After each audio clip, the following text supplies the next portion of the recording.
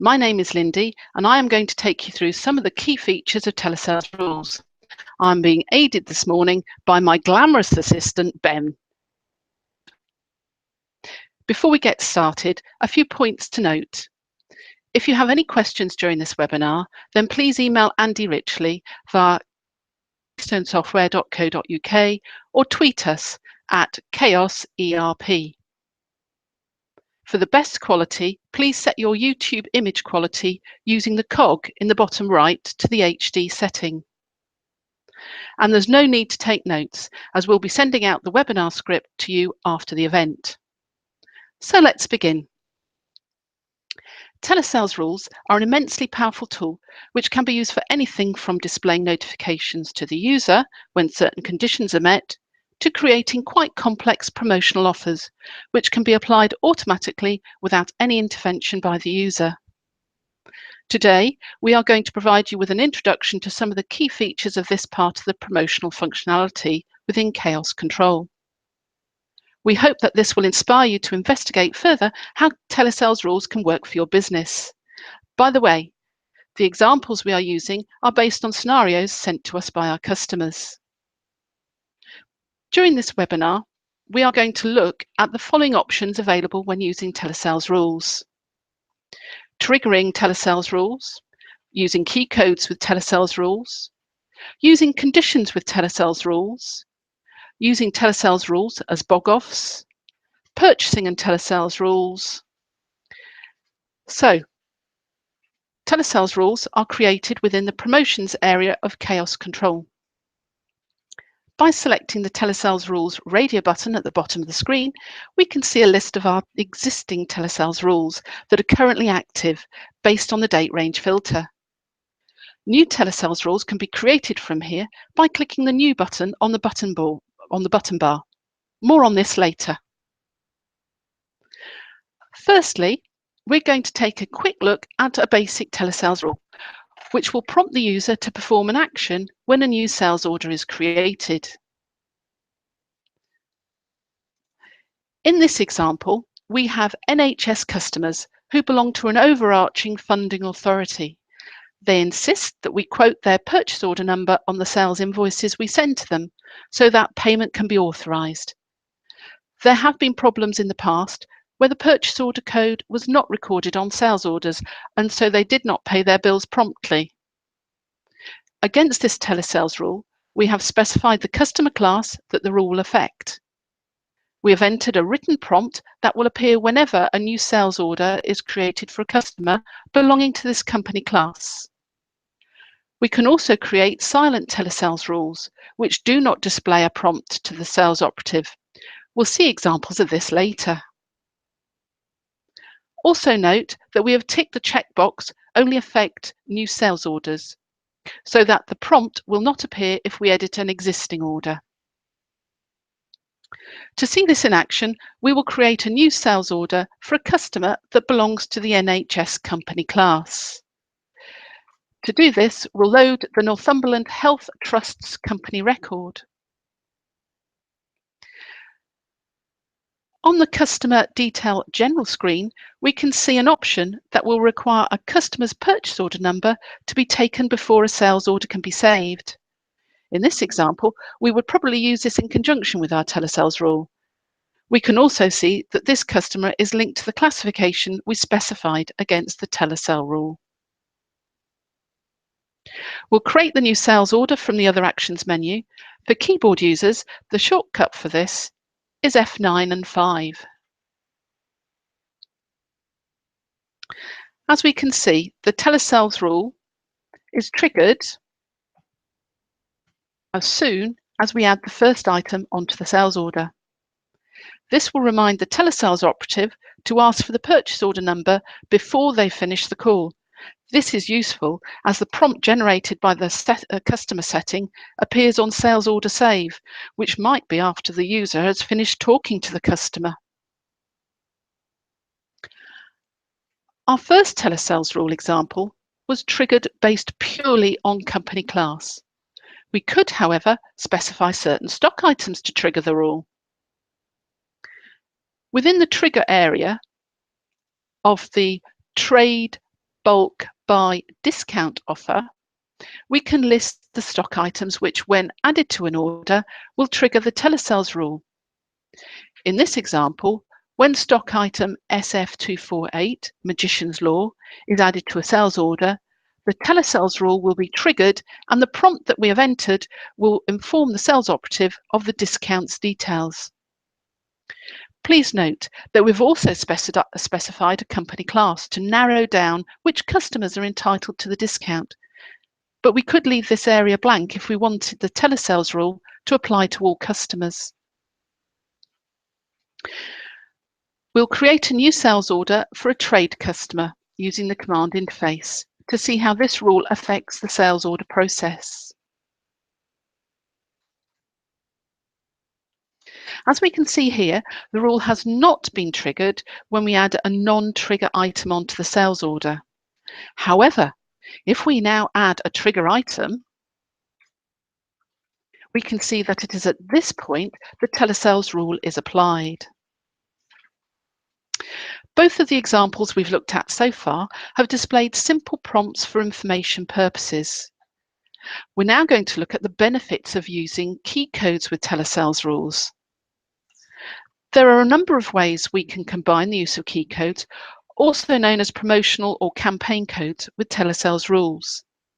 The first is to use a key code as a trigger for the telesales rule to be applied. Returning to the promotions screen, we will create a new telesales rule which prompts the telesales operative to offer account customers the choice of a free balloon when they quote a specific key code.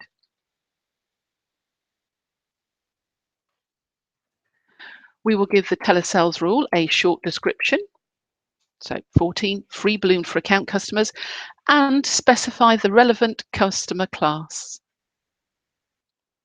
We've already created the key code, so we can select this from the key code drop-down in the trigger setup area. We will also enter a prompt to inform the telesales operative which balloons are on offer so that they can help the customer in their selection.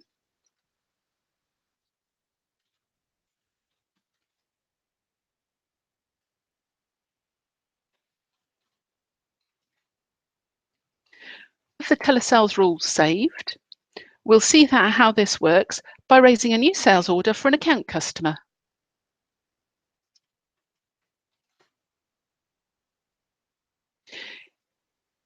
If we add items onto the order, we can see initially the telesales rule is not applied. However, if we now apply the key code using the F8 lookup, we can see that it is the key code that triggers the telesales rule.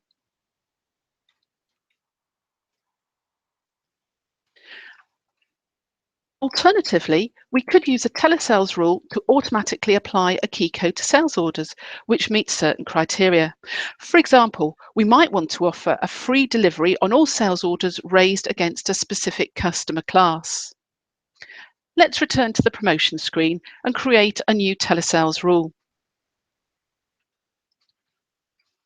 For this example, we have given it a name of 15 free delivery for charity customers.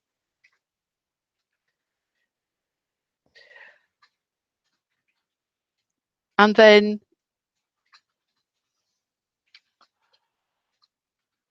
we've already got a key code, which when applied will offer the free delivery on the sales order.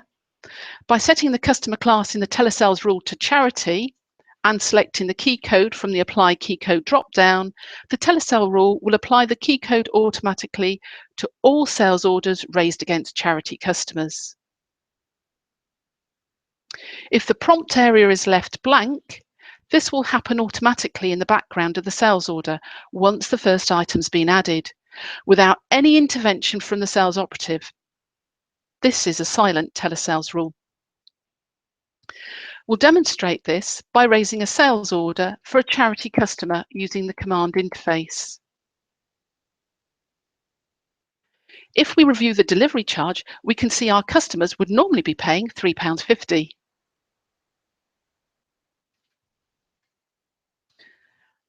As you can see, as soon as the first item is added onto the sales order, the telesales rule has been applied silently and the delivery charge has now been reduced to 0. We can see which key code has been applied by moving to the additional screen.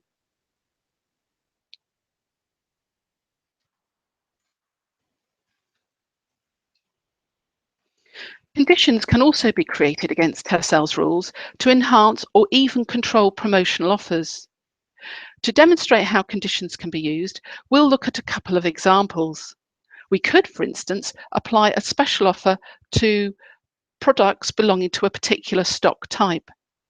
For our first example, we're going to limit the offer to the slow-moving stock items that we need to push, whilst excluding items with a low margin from the offer.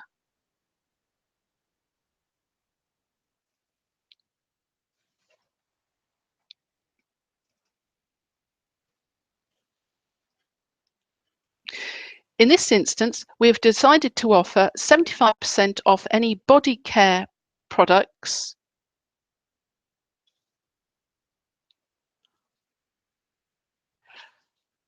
when 2 or more body care products are purchased at full price. However, we want to exclude 2 specific items from the 75% offer because the margin on those items is too low.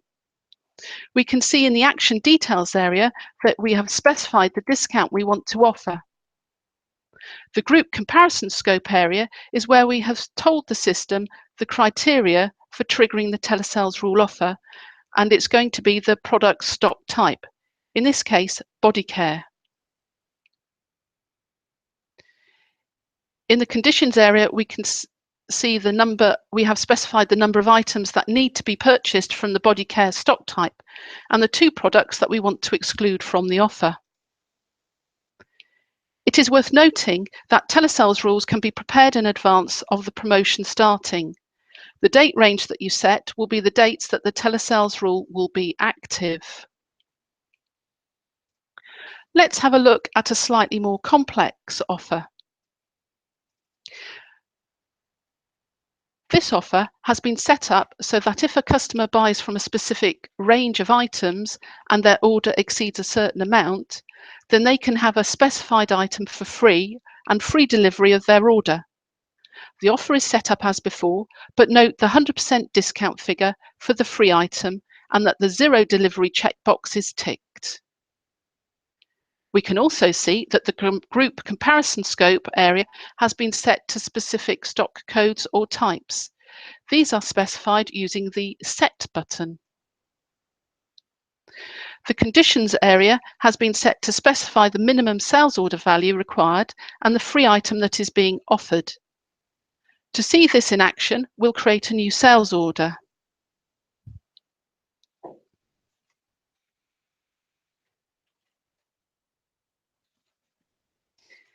If we add the stock items to the sales order and ensure that the criteria of the promotion are met,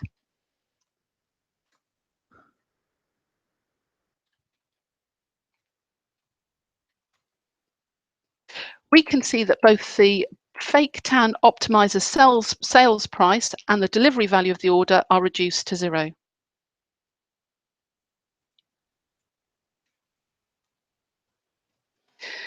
Although Khaos Control has dedicated functionality for simple buy one, get one free promotions, telesales rules allow for more complex bog-off offers to be created.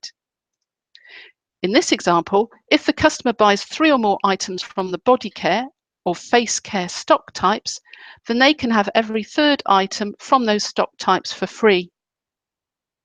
For this telesales rule, the discount will apply each stock type individually rather than across all eligible stock types, with the cheapest item or items from each stock type being free. However, we could have configured the bog-off promotion to work across items from multiple stock types instead by adding the individual items rather than by using the stock types. Within the action details area, we can see that the apply action checkbox is ticked. We have also specified a discount percentage and the bog-off quantity. The group comparison scope has been set to specific stock codes or types, and if we click the Set button, we can see the stock types that have been specified. The conditions area has been set to specify the quantity of items that need to be sold for the offer to become active, along with the stock types that the offer applies to. As with our previous example, no prompt has been entered, meaning that this is a silent telesales rule. To see this in action, we'll raise a new sales order.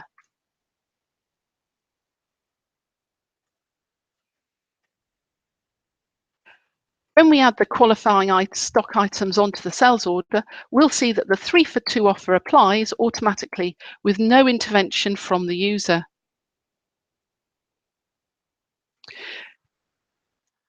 Did you know that you can use telesales rules for purchasing? Here is an example of how telesales rules can be used to enhance the purchasing process. Firstly, we have selected the Purchase Radio button at the top of the screen.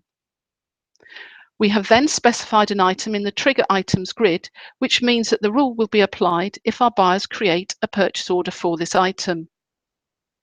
In this scenario, we know that the item we have specified is being discontinued and that there is a newer version available.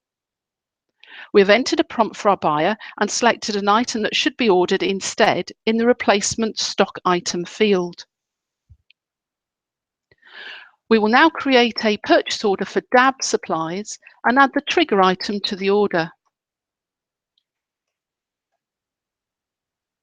The prompt will also include a button which, if clicked by the user, will automatically carry out the replacement on the purchase order. Please note that this only works for manually created purchase orders. So what have we covered? We've looked at triggering telesales rules, using key codes with telesales rules, and we've looked at some of the things you can do with conditions. For example, using them as triggers, what the conditions have to be met, and what limitations you can put on the offer items. We've also looked at using telesales rules as bog-offs and purchasing and telesales rules. So as you can see, telesales rules are a very powerful and flexible tool, which can dramatically enhance your use of Khaos Control. And we've only just covered the basics.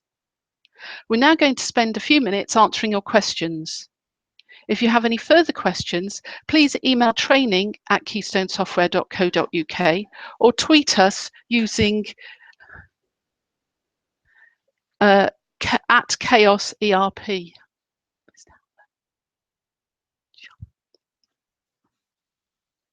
So, Lindy, our first question's from Green People that came in over the chat on the video.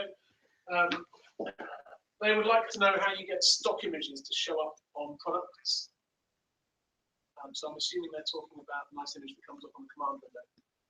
All right, so the information panel. If you set the information panel, if you right click, you can select fields in the information panel, and if you're in anything to do with stock, so you can set the information box, the information panel, to display either information for customers or for stock items. As soon as you set it up for stock items, the image, and it'll be the first image against the stock item, that's the one that will automatically appear there. Now the image, if you just cancel that, Ben, open up a stock item, will be, and then go to the Telesales Internet tab.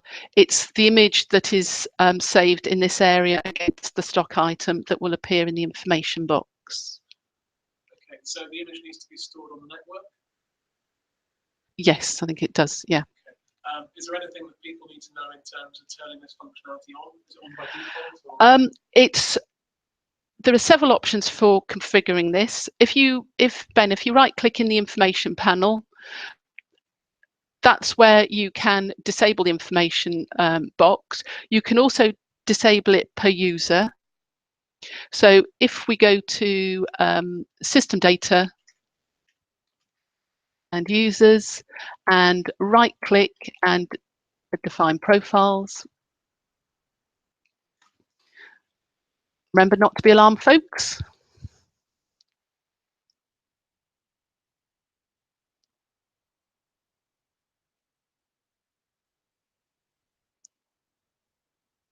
There we go. It's just come up in a minute. And if you go to the command window, and you can see the info box is enabled or disabled per user profile here. I've got another question. This one's from Anne, and she says, I don't really want to have to create separate telesales rules for each company class. Is it possible to create a telesales rule that affects multiple company classes? Yes, you can. So we've got a telesales rule here.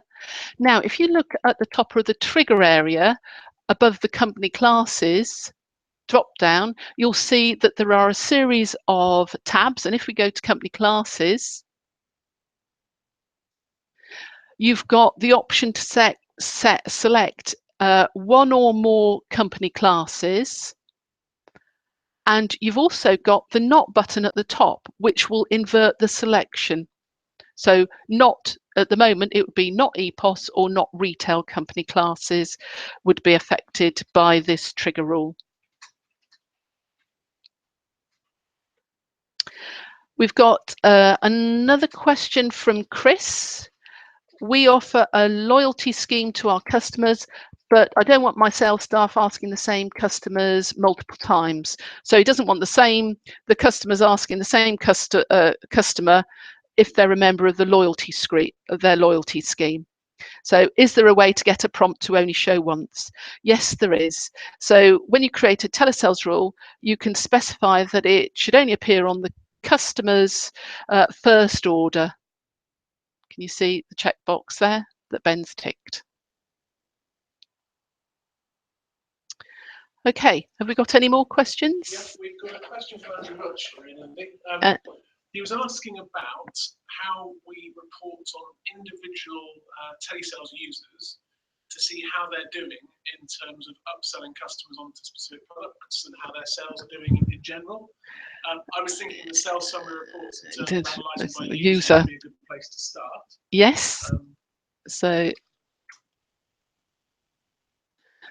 if we go to the filter, F4 filter, and go to the big drop down, and if you look right down at the bottom, you've got the option to see which users created the sales orders. So from my perspective, Lindy, I was thinking in terms of answering Andrew's question, if you're tagging key codes against your orders as a result of the telesales prompt, yes, then you could be mixing in the key code filters as well. Yep. You've got a series of filters. This area has got lots of filters, and if you look, there are actually 3 different key code filters that you could use.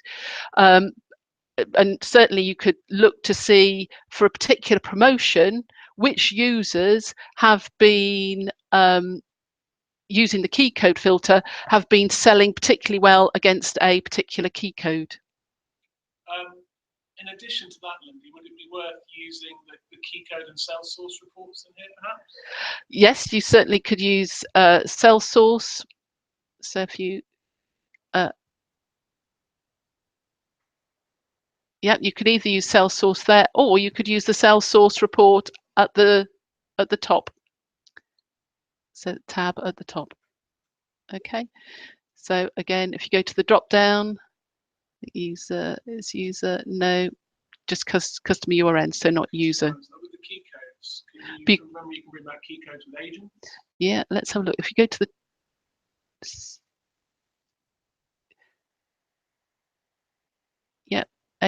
agent, yes. If you go, no, so not.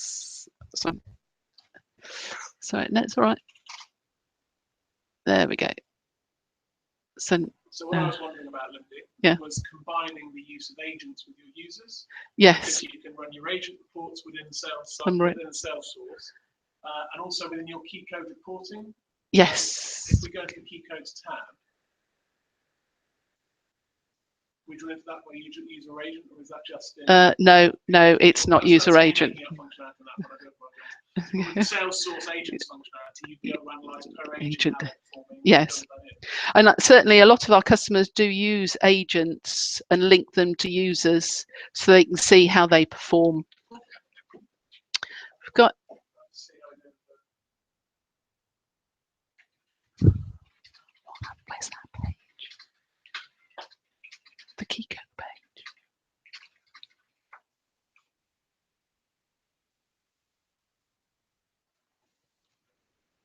I missed the chapter.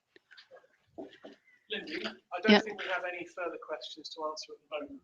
Right, okay. But obviously, if anybody would like us to go through anything afterwards in the notes, or in a follow-up, if they email us at training@, or if they contact us at KLCRP on Twitter, we can easily get back.